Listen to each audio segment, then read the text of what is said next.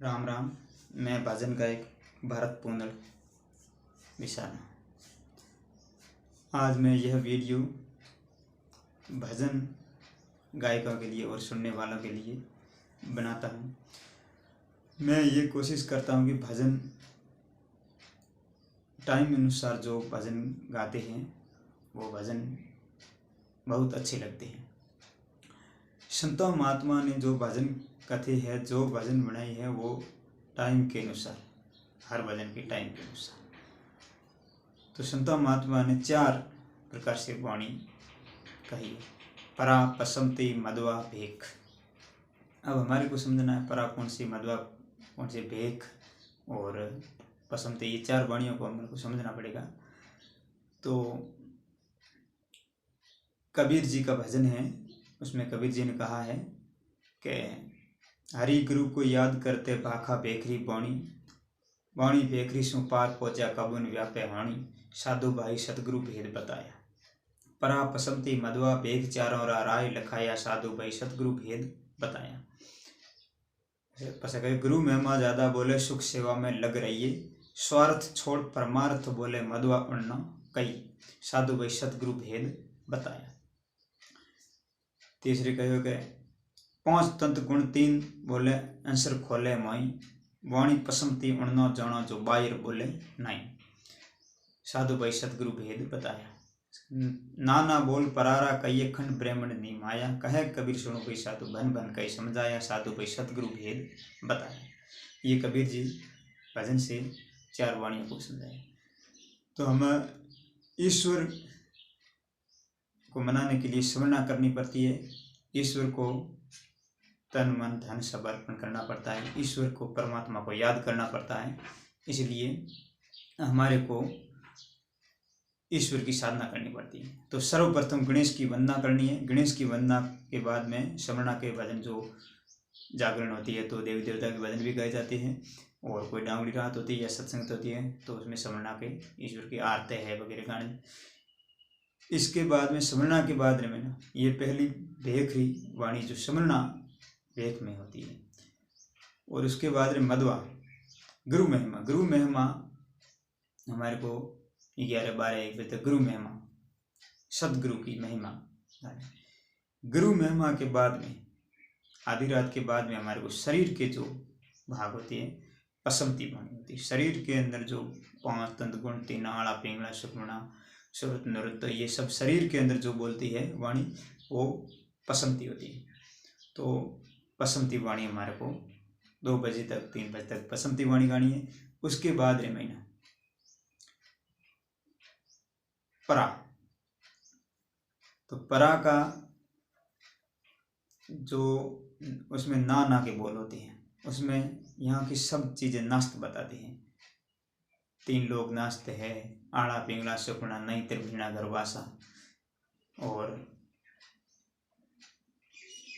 सूर्य तारा वेद शास्त्र देवी देवता 3 लोग ब्रह्मा विष्णु महेश किसी को नहीं मानती, वो एक परमात्मा को मानती है। उस वाणी से एक परमात्मा ईश्वर सत्य पुरुष को मानती है, उसको परा कहती है। तो संता महात्मा ने जब ज्ञान प्राप्ति हो जाती है तो सब ईश्वर की साधना और एक ईश्वर से ही ये सब चीज नास्त बताती है। और 4-5 बजे से फिर प्रभात का पौर आता है, तो फिर ईश्वर की साधना करनी है, ईश्वर के जस गाने हैं। परमात्मा के जो मीराबाई ने गाए हैं, मीराबाई के हरजस, और सूरदास के तुलसीदास के ऐसे गाए हुए जो भजन है। तो कि स्मरणा के भजन करने, स्मरणा करने के बिना कोई भी पार नहीं हुआ। तो कबीर जी ने ये भी कहा है कि वाणी भेखरी सु पार पहुंचे कबुन व्यापे वाणी। भेख का अर्थ ये जो सतियों के ग्रंथ है, या कोई स्मरणा जो ईश्वर की साधना करते हैं हम, ये सुबह टाइम भी प्रभात के भी हम स्मरणा के ईश्वर की साधना करते हैं, हरि की जस गाते हैं। ईश्वर को मनाने के लिए ईश्वर के संत दास होते हैं और ईश्वर को ईश्वर के आगे पुकार करते हैं कि हे प्रभु हमें भी आपके पास, और आप हमारे को मिल जाओ, हे प्रभु, हे ईश्वर। और इसमें विनती ईश्वर की होती है। तो शाम टाइम परमात्मा की विनती होती है और सुबह की टाइम विनती होती है। वैसे शाम और सुबह के अंदर राग में अंतर होता है, बाकी चीज एक ही है। तो ये परा, पसंती, मधुआ, देखी 4 वाणी और रात के समय के अनुसार गानी चाहिए। तो आज की वीडियो में इतना ही, और भी मैं आगे कोशिश करूँगा, और कोई भी कमेंट करके बताएं मेरे से कोई गलती हो, और आगे मैं सुधारने की कोशिश करूँगा। और मेरा मकसद यही है कि गविया जो भजन टाइम के अनुसार कुछ अच्छे तरीके से गाए, तो उस किसी को पता है किसी को नहीं होता है, तो मैं वीडियो इसलिए बनाकर कहता हूँ।